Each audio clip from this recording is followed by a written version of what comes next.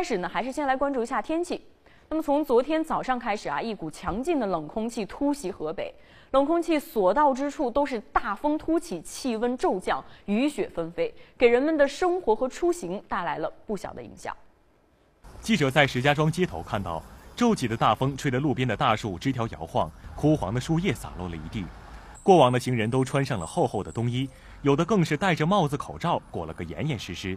骑车出行的市民更是感受到了大风的威力。刚才风比较大，而且树叶嘛落的也挺多的，风挺大，骑电动车还逆风，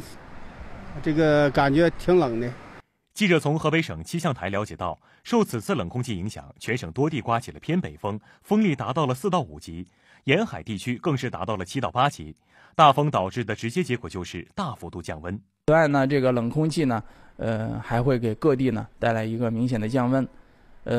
6号白天到夜间，北部地区呢会有一个4到6度的降温，中南部地区呢，降幅会达到8到10度。预计此次降温过后，河北中南部地区温度将只有5度左右，中北部地区更是会降到2到3度。不过大风降温只是前奏，目前在我省的张家口坝上地区已经飘起了雪花，大雪很快把屋顶、车顶覆盖，在路面迅速融化，导致市民出行困难。预计从今天白天到8号，河北全省将迎来一次大范围的雨雪天气。根据这个最新的气象资料来看呢，预计6号白天在张家口、承德、保定西北部呢，仍然会有小到中雪，局部地区呢会有大雪。唐山的北部、秦皇岛北部、廊坊、保定东部、沧州、衡水、邢台的西部、邯郸西部这些地区呢，